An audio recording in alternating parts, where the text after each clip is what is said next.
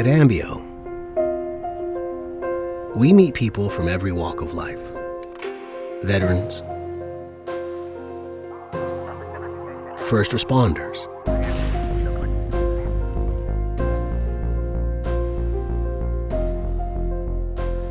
athletes with traumatic brain injuries, those living with addiction, and others facing neurodegenerative conditions like Parkinson's or MS. Many have carried pain longer than they can remember, and there comes a moment when surviving just isn't enough. That's where the healing journey begins.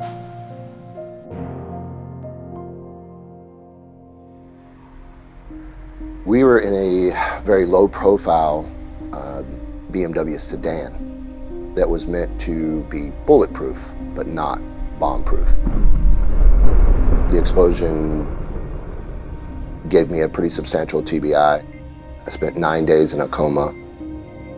I had to learn to walk and talk again. The lasting effects were excruciating headaches. So June of 2013, I was coming down cement steps and I missed a step. I fell. They called my husband and they told him that I had brain bleeds in the back of my head and that there was a possibility that I wouldn't make it through the next night. So I've been involved in 3 OISs, officer-involved shootings myself. One memory that I do have that was pretty bad was a scenario where a son killed himself in front of his mother. You think you're strong enough to hold it all, but I don't care who you are. It breaks you down. Psychologically, my whole world just fell apart. I was extremely isolated. I was just terrified to be in the world. And I remember going 67 days without talking to another human. Throughout my career, I've done 7 deployments, numerous explosions, numerous, blasts, numerous head injuries. The neurosurgeon, he came in, he's like, hey, what if I told you you couldn't be a Marine anymore? He's like, you have all the writing on the wall that says, your brain is done.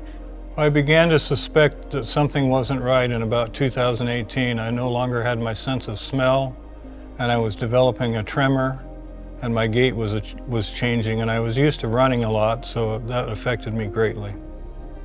Yeah, my story is, it's not one to be proud about, but it was a 27-year addiction.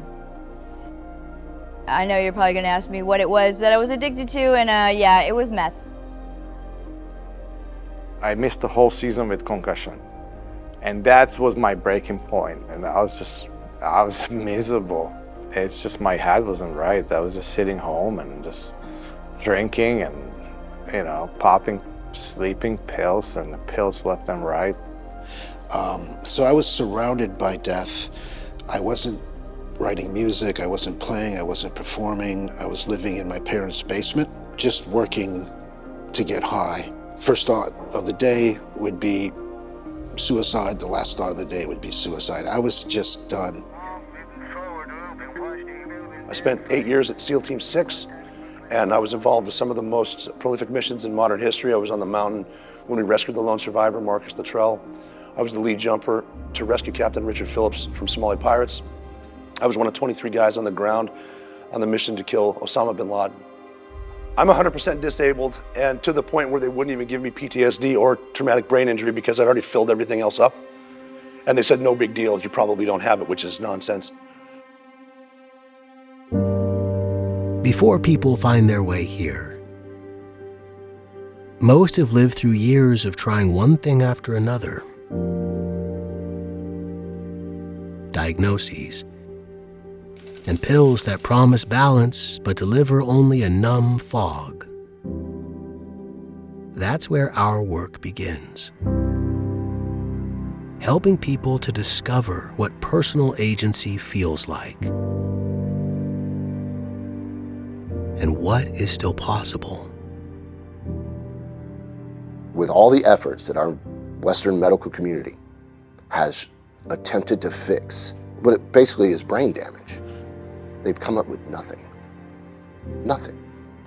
There are Band-Aids for some of the hemorrhages that basically can turn a lot of us into zombies, for lack of better terms.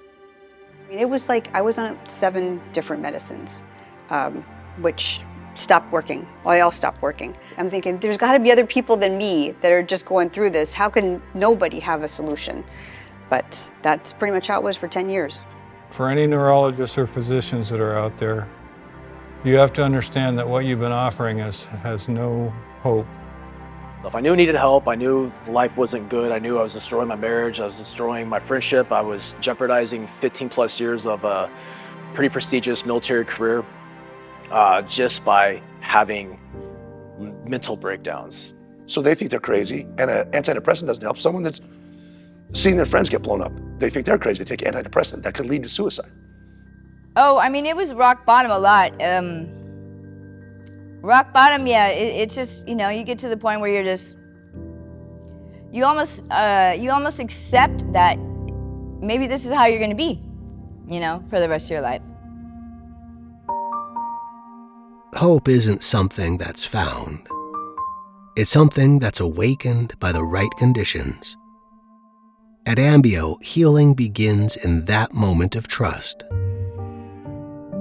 When my business partners and I started thinking about what Ambio actually is, we kept coming up with, this is a place where science meets spirituality. I think what Ibogaine represents to me is the ability for people to be able to take control of their health and their destiny. You know, I came in traumatized and heavily injured and ill and just broken. And I stood up and I walked back out shiny and sparkly and new. so everybody's kind of noticed.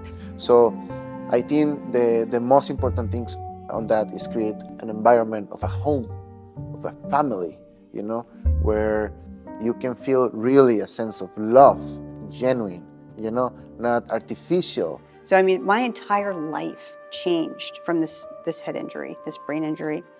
And as a 10-year period goes by, it's amazing to think that there's actually hope. And it doesn't matter how long you've had the brain injury, you can do this medicine and be better, be a different person. It gives my life meaning and purpose to be able to do this work. I don't know what else I would do. To be able to radically impact and transform people's lives through providing a space like this for people to take a substance like this, to me, it's everything. My hope was that I would be able to stop this drug and live a normal life. And that's what happened. And it was amazing. I wouldn't know anything as I do now without my experience with Ibogaine and 5-MeO. But it's not only changed my life, but it's allowed me to help other people change their life and to support them and to help them get past that next hurdle, that next obstacle in their life. And to me, that's been like the biggest priceless gift of all this. Some people feel hopeless. I've been there myself too. You're not hopeless. Ibogaine it's a healing process. It's also a cure. This work is the gift that keeps giving. I'm continuously blown away at what this medicine can do for people. I'm no longer surprised at what this medicine can do for people. Making the decision and ultimately taking Ibogaine and coming here to Ambio Life Sciences is the most profound, most important decision I've ever made in my life. At Ambio, research and practice move as one. Every step, from screening to dosing and monitoring to recovery, is grounded in precision, safety, and care.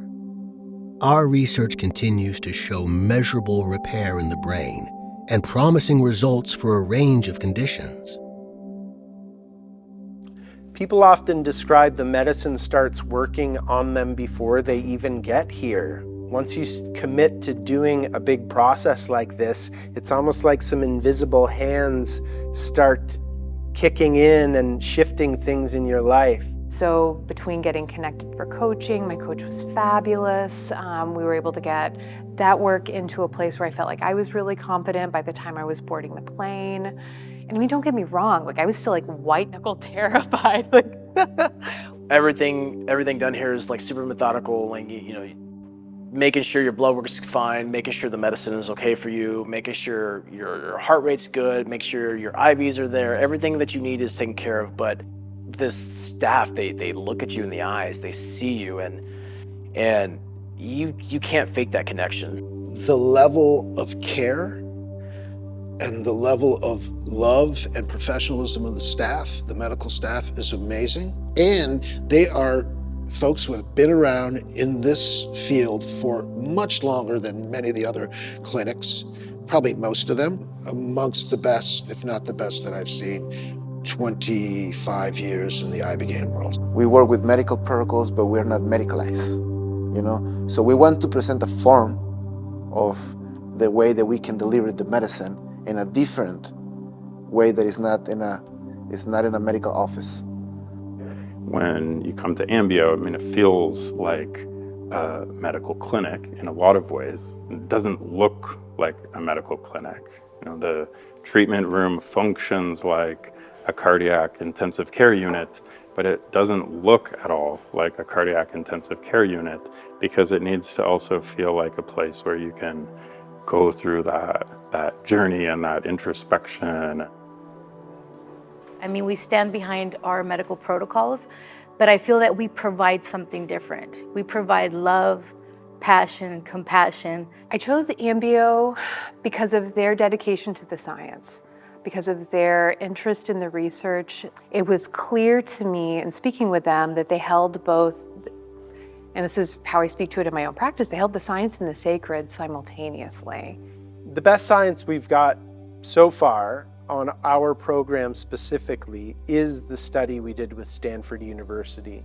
So these veterans got brain scans before and after coming here. They got brain scans a month later as well. The neuroimaging shows that traumatic brain injury was being greatly improved in a lot of these guys. So the scientists that did that study have never seen anything like that before. You know, you're not alone. We're always there every step of the way from, you know, application till the moment that you leave. So you're not alone. When the effects of the medicine take hold and the journey begins, there's no map to follow. This is a time to rely on preparation, trust in the process, and the courage to meet grace on its own terms.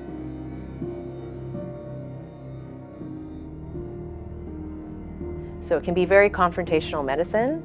And I like to say that this medicine is benevolent, it's loving, it doesn't want you to suffer, but it also is here to get the job done. So we just constantly remind people, come on, you've got to go, keep moving, and we'll get you through this. It's a difficult process. There's no such thing as a biological free ride. You need to pay the piper somehow. I thought my trauma was shootings and plugging bullet holes and seeing brains all over walls. Like, that's what I thought my trauma was, and it's not. I found out that that's not it at all. My trauma had stuff to do with my father passing away. It was like the medicine knew I needed this because it gave it back to me. So pull the screen back, was able to, the way we're talking, have a conversation, say what I need to say goodbye. And yeah, I remember feeling like a sense of happiness. I don't want to sound crazy, but I felt it like little workers, and I'm going through my body and going all the way to my brain. What I understand now, and it was more show me everybody loves me and everything is okay. You're not alone. For the first time in my life, I began to understand the relationship and the interconnectivity between my spiritual health, my mental health, and my physical health. And before my ibogaine journey, I saw them as three different things. I was able to grieve. The dead just filled the room. The people I had lost through HIV/AIDS, through overdose, through murder, my wife, they just filled the room and they visited me and I was there with them and they were okay. I think these drugs are incredible for grieving. I think maybe it's the most important thing they can give us, a space to grieve. The Ibogaine experience, the way I describe it is, you get a tour of your soul by someone who loves you. For many, the change is undeniable. There is now choice, where choice felt like it had eroded away. The body finds ways to heal itself. The life we return to is the same as the one we left behind, but an essential shift has occurred within us. Psychotherapist, had been in the field 26 years, had tried everything under the sun to resolve my PTSD, and just nothing could get me to good until I tried Ibogaine. What I discovered on the other side was that 15 years of relapsing and remitting MS went into complete halt the day that I took Ibogaine and has never returned. You know, for me, my brain, my headaches, my brain, my stability, my cognitive function I'm not even the same person I was, 7 years ago, let alone 7 months ago. I mean, I'm skeptical. I'm naturally a skeptical person. I question everything. Months go by, no headaches. Now years. I have not had a single headache in 3 years, after having them every single day since 2009. You wake up and you're peaceful. It's gone. The monster, the demon is gone. It feels like it's gone. And I know Ibogaine does not cure addiction, but they say it interrupts the addiction. So I'm free. I don't have to wake up and do a line. I don't have to wake up and smoke some shit. I just wake up and do my day. And I can get through my day. Just plant a seed of change, for somebody, or in case of people that is coming for addiction, just for them to have the ability of choice. Yeah, that's really profound. My neurologist said she had never seen a regression in the symptoms before. It was the first time. Soon after the Ambio treatment, as soon as the next day for my toes uncurling, I noticed other things like my mood was very much enhanced. I didn't have the depression anymore. The anxiety is much reduced, and I'm able to do a lot more physical things. I ride a recumbent tricycle about 150 miles a week now. Give me the head start to start all over again. I would explain, I think Ibogaine, what it did for me is like I skip 20 years of therapies and 10 years of not drinking, not doing stupid stuff. And it just give me a head start like I was 16 or 15. I've heard stories of people who have gone home and their dogs and children didn't recognize them when they walked in the door initially. And then people change dramatically, like, we love this new version of you. And I hear it from the guys all the time. Their marriages are saved. Their kids don't hate them anymore. They aren't rage machines stomping around their houses 24 hours a day. They just act like loving, beautiful people again.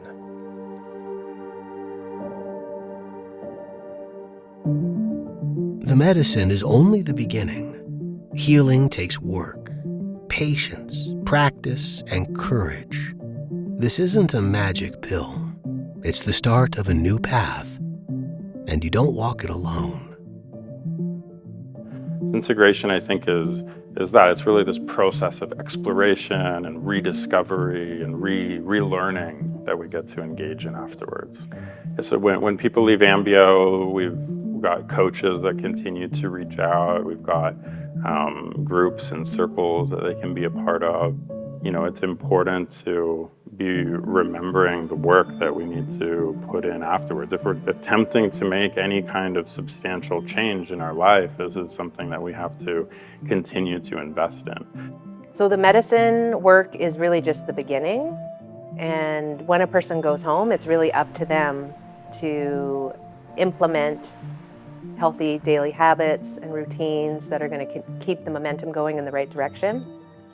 I would look at this as a first step. Look at this as a tool. Don't look at this as a magic bullet. Look at this as something that is going to create a lifestyle change that continues on. It is an opportunity to change your life. And it does require work. It is integrating all these different possibilities into your future. And I think that is the answer, and why it is so great for PTSD, and why it takes folks who are on the edge and suicidal and brings them back. It gives them hope. Did it change me? Yeah, I'm forever changed. Am I the same schmuck? I'm the same schmuck. But these encounters are, we build on them. And I think in addiction in general, when people go back and they look at their trajectory, it doesn't happen often in that white light moment. It's this, we change gradually. At Ambio, we witness change every day. Here, people are remembering that they were never beyond healing. I think what gives me the most hope about working with Ibogaine is the ability, I think that it will force us almost to reconsider how we approach problems of the mind, problems of the heart, problems of the soul. No, man, you don't get it. Like, not reborn, born. Never. I have never known this body. I have never known this mind. I have never known this level of energy, this level of health, this level of freedom ever in my lived experience. And it's a brand new lease on life. It's a second shot at life in one of the most beautiful and profound ways. If you're watching this and you're suffering, like Ibogaine could be it, but it's not the only way. And if you want to get out of your suffering, it's possible. And that whether you stop using or not, you're a valuable human being that's deserving of dignity and love and care. Everybody was amazed at how much I changed. It's, again, we always refer to it as a miracle. It was a miracle that happened in my life. I appreciate every day. I'm grateful for it every day. People need to realize that this is here and can help, can give you hope.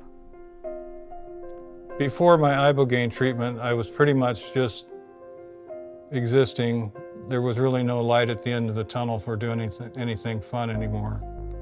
And since then, I've kind of gotten out of my box, and my life is pretty good. I have a reason to live.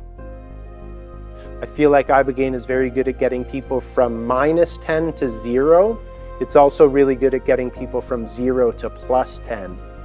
It's incredible how well it works for people. We've just seen people who are absolutely at the end of their rope walk out of Ambio and go on to live lives where they flourish. If you want to get healed, this is the only thing that's going to do it. I'm sorry. There's no other options that I could find that could help. This is the real deal right here. Some people feel hopeless. I've been there myself too. You're not hopeless. Ibogaine it's a healing process. It's also a cure. It can be a cure. There's help for you. You're not hopeless. There is help out there. I wish I did that when I was playing, because I seriously think I would be a better hockey player, better person, and I will focus for the things I should be focusing, not for the distractions. This medicine is for everyone, anyone who's called to it. I would really just encourage them that it's not more than they can handle, and they're called for a reason, and it might be the best thing that they've ever done in their life.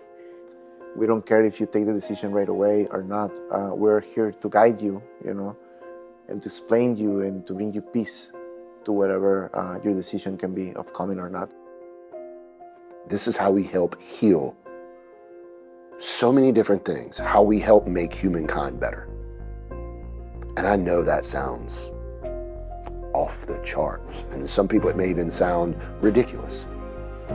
But until you have experienced what this medicine does, until you have experienced the pain and the suffering on the daily, incessant pain and suffering, and to have that be healed literally overnight, don't judge us. I just want to thank everybody from the bottom of my heart for all this. My family wants to thank you, my kids, everybody, because the people that have benefited from that, the most of them, honestly. So that's it. Thank you.